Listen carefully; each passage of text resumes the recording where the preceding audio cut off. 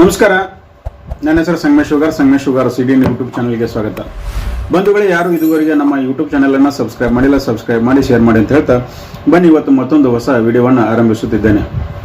ಬಂಧುಗಳೇ, ನಾನು ಕಳೆದ 1.5 ವರ್ಷದಿಂದ LIC ಅಡ್ವೈಸರ್ ಆಗಿ ಕೆಲಸ ಮಾಡ್ತಾ ಇದ್ದೇನೆ. ಜೊತೆಗೆ ಕಳೆದ 7-8 ವರ್ಷದಿಂದ SBI ಗ್ರಾಹಕ ಸೇವಾ ಕೇಂದ್ರವನ್ನು ನಡೆಸಿಕೊಂಡು ಸ್ವಯಂ ಉದ್ಯೋಗವನ್ನು ಮಾಡ್ತಾ ಇದ್ದೀನಿ. ಇವತ್ತು ನಾನು ಮುಖ್ಯವಾಗಿ ಏನು ಹೇಳಬೇಕಪ್ಪ ಅಂತಂದರೆ, ಒಂದು ಮಹಿಳೆಯರ ಬಗ್ಗೆ ಅಂದರೆ ಕೇಂದ್ರ ಸರ್ಕಾರ ಮಹಿಳೆಯರಿಗಾಗಿ ಒಂದು ಯೋಜನೆಯನ್ನು ಜಾರಿಗೆ ತಂದಿದೆ. ಅದೇನಪ್ಪ ಅಂತಂದರೆ ಭೀಮಾ ಸಖಿ ಯೋಜನೆ ಅಂತೇಳಿ ಜಾರಿಗೆ ತಂದಿದೆ.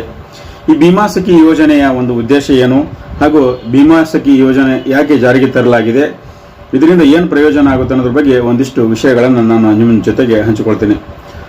ಬಂಧುಗಳೇ, ಮುಖ್ಯವಾಗಿ ಇದು ಭೀಮಾ ಸಖಿ ಯೋಜನೆ ಬಂದ್ಬಿಟ್ಟು ಕೇಂದ್ರ ಸರ್ಕಾರದ ಅಡಿಯಲ್ಲಿ ಬರ್ತಕ್ಕಂಥ ಒಂದು ಯೋಜನೆ ಆಗಿದೆ. ಅಂದರೆ ವಿಮೆಗೆ ಸಂಬಂಧಿಸಿದಂಥ ವಿಶೇಷ ಯೋಜನೆ.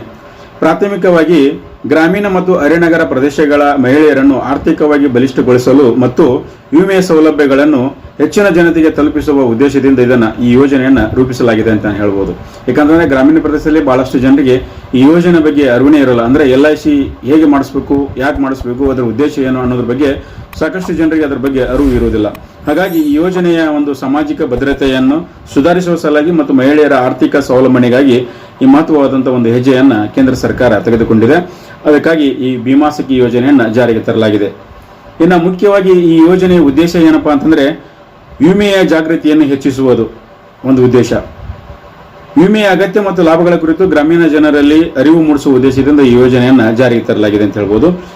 ಜನಸಾಮಾನ್ಯರು ತಮ್ಮ ಕುಟುಂಬದ ಭವಿಷ್ಯಕ್ಕಾಗಿ ವಿಮೆಯನ್ನು ಹೇಗೆ ಮಾಡಿಸಬೇಕು ಅನ್ನೋದ್ರ ಬಗ್ಗೆ ಅವರನ್ನು ಪ್ರೋತ್ಸಾಹಿಸುವುದು. ಅಂದರೆ ಈ ಭೀಮಾ ಸಖಿ ಹೆಣ್ಮಕ್ಳು ಇರ್ತಾರಲ್ಲ, ಮಹಿಳೆಯರು ಇರ್ತಾರಲ್ಲ, ಅವ್ರ ಮುಖಾಂತರವಾಗಿ ಗ್ರಾಮೀಣ ಪ್ರದೇಶದಲ್ಲಿ ಇರ್ತಕ್ಕಂಥ ಜನರಿಗೆ ಇದ್ರ ಬಗ್ಗೆ ಅರಿವು ಮೂಡಿಸುವ ಸಲುವಾಗಿ ಒಂದು ಯೋಜನೆಯನ್ನು ಜಾರಿಗೆ ತರಲಾಗಿದೆ ಅಂತಾನೆ ಹೇಳ್ಬೋದು.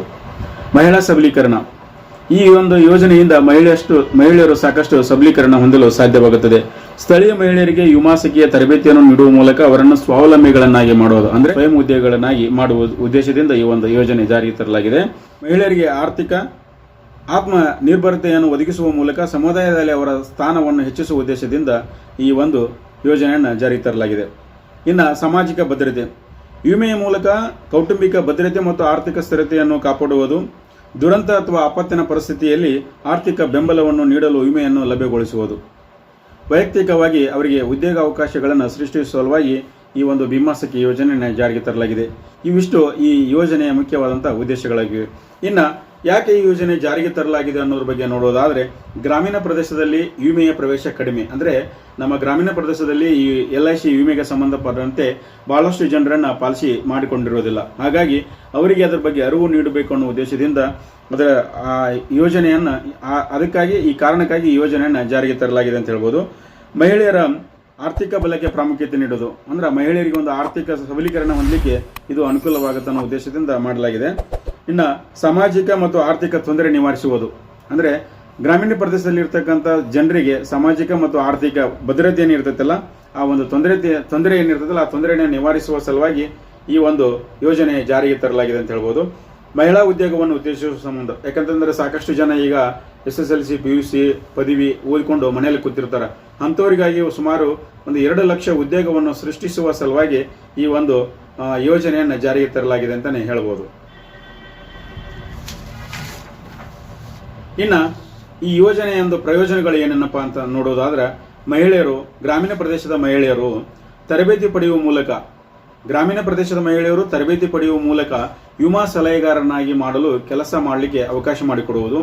ತಮ್ಮ ಕುಟುಂಬಗಳಿಗೆ ಮತ್ತು ಸಮುದಾಯಕ್ಕೆ ವಿಮಾ ಲಾಭಗಳನ್ನು ಪರಿಚಯಿಸುವ ಮೂಲಕ ಸಾಮಾಜಿಕ ಹಿತವನ್ನು ಅಭಿವೃದ್ಧಿಪಡಿಸುವ ಒಂದು ಯೋಜನೆ ಇದಾಗಿದೆ. ಗ್ರಾಮೀಣ ಜನರು ಅವರು ತಮ್ಮ ಜೀವನ ಮತ್ತು ಆರ್ಥಿಕ ಭದ್ರತೆಗೆ ಅನುಗುಣವಾಗಿ ವಿಮಾ ಪ್ಲಾನ್ಗಳನ್ನು ಪಡೆಯಲು ಸಹಾಯಕವಾಗುವ ವಿಮಾ ಸಖಿಯರನ್ನು ತರಬೇತಿಗೊಳಿಸಿ ಅವರಿಗೆ ಯಾವ ರೀತಿ ಅನುಕೂಲ ಆಗುತ್ತದೆ ಮತ್ತು ಯಾವ ರೀತಿಯ ಪ್ಲಾನ್ಗಳನ್ನು, ಯಾವ ರೀತಿಯ ಪಾಲಿಸಿಗಳನ್ನು ಅವ್ರಿಗೆ ಹೇಳಿದರೆ ಅವರಿಗೆ ಅನುಕೂಲ ಆಗುತ್ತೆ ಅನ್ನೋ ಉದ್ದೇಶದಿಂದ ಅವರಿಗೆ ತರಬೇತಿಯನ್ನು ಕೊಟ್ಟು ಅವರಿಗೆ ಅದರ ಬಗ್ಗೆ ಮಾಹಿತಿಯನ್ನು ನೀಡಲಿಕ್ಕೆ ಅನುಕೂಲವಾಗಲಿ ಅನ್ನೋ ಉದ್ದೇಶದಿಂದ ಈ ಯೋಜನೆಯನ್ನು ಜಾರಿಗೆ ತರಲಾಗಿದೆ. ಮಹಿಳಾ ಉದ್ಯೋಗ. ಮಹಿಳೆಯರಿಗೆ ಹೆಚ್ಚಿನ ಸಂಖ್ಯೆಯಲ್ಲಿ ಉದ್ಯೋಗ ನೀಡಬೇಕನ್ನೋ ಉದ್ದೇಶದಿಂದ ಕೂಡ ಇದನ್ನು ಜಾರಿಗೆ ತರಲಾಗಿದೆ. ಇನ್ನು ಈ ಯೋಜನೆಯ ಒಂದು ಹೆಂಗೆ ನಡೀತಿದ್ದಪ್ಪ ಅಂತ ಹೇಳೋದಾದ್ರೆ, ಮೊದಲನೇದಾಗಿ ಮಹಿಳೆಯರಿಗೆ ಇದನ್ನು ತರಬೇತಿ ಕೊಡ್ತಾರೆ.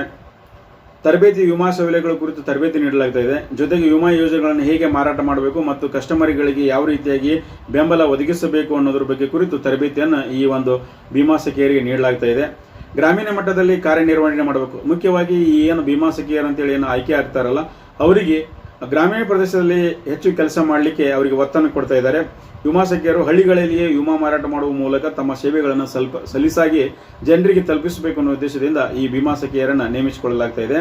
ಮತ್ತು ಸಮುದಾಯ ಆಧಾರಿತ ಪ್ರಚಾರ ಅಂದರೆ ಗ್ರಾಮೀಣ ಮಟ್ಟದಲ್ಲಿ ಅಂದರೆ ಆ ಸಮುದಾಯಕ್ಕೆ ಸಂಬಂಧಪಟ್ಟಂತ ಗ್ರಾಮೀಣ ಪ್ರದೇಶದಲ್ಲಿ ಮಹಿಳೆಯರು ಸವಾಲುಗಳನ್ನು ಸಮರ್ಥವಾಗಿ ನಿಭಾಯಿಸುವ ಮೂಲಕ ವಿಮೆಯ ಅಗತ್ಯತೆಗಳನ್ನು ಪ್ರಚಾರ ಮಾಡಬೇಕು ಅಂದರೆ ಮಾಡಿರುತ್ತಾರೆ.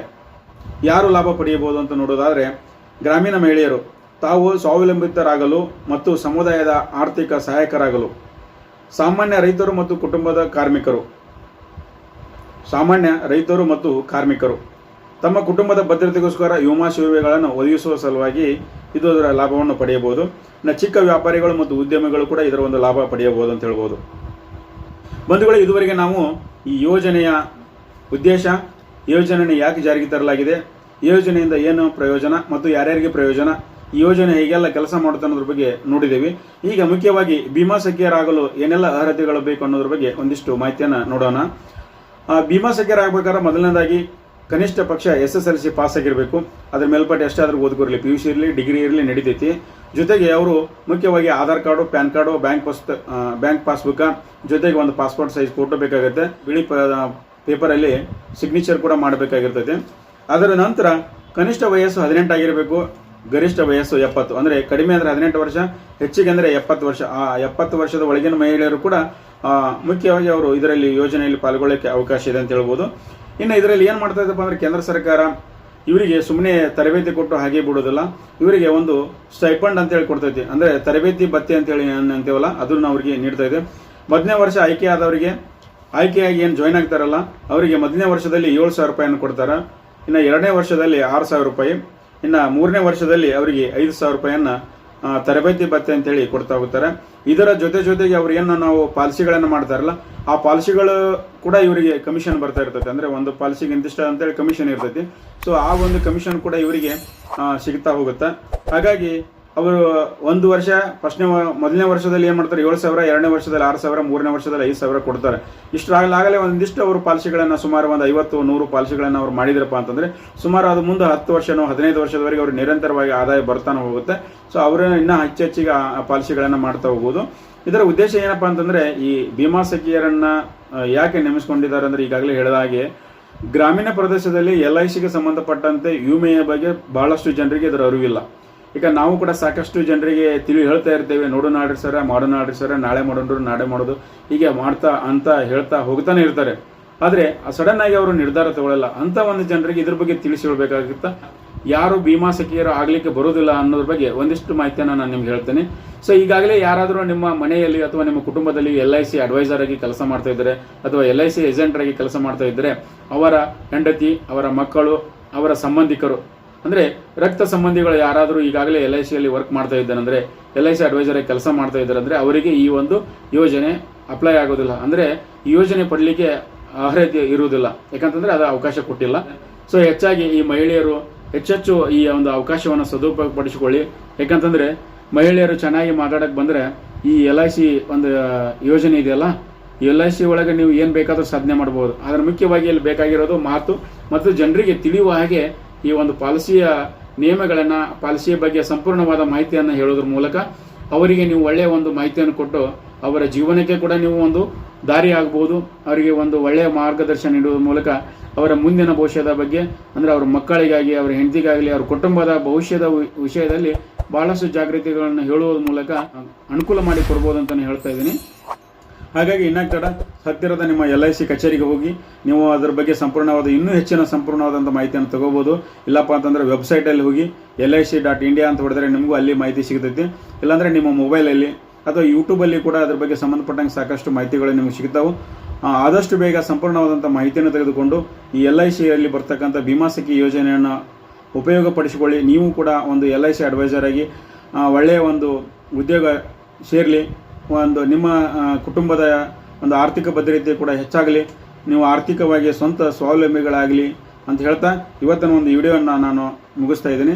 ಹೆಚ್ಚು ಈ ವಿಡಿಯೋವನ್ನು ಭಾಳಷ್ಟು ಜನರಿಗೆ ತಲುಪಿಸುವಂಥ ಪ್ರಯತ್ನ ಮಾಡಿ. ಯಾಕಂತಂದರೆ ಮುಖ್ಯವಾಗಿ ಮಹಿಳೆಯರಿಗೆ ಭಾಳಷ್ಟು ಅನುಕೂಲವಾಗೋದ್ರಿಂದ ಇದನ್ನು ಅವರಿಗೆ ಶೇರ್ ಮಾಡಿ ಅಂತ ಹೇಳ್ತಾ ಇವತ್ತಿನ ವಿಡಿಯೋವನ್ನು ಮುಗಿಸ್ತೀನಿ. ಮತ್ತೊಂದು ವಿಡಿಯೋದೊಂದಿಗೆ ಮುಂದಿನ ವಾರ ಭೇಟಿಯಾಗ್ತೀನಿ. ಅಲ್ಲಿವರೆಗೆ ನಮಸ್ಕಾರ, ಧನ್ಯವಾದ.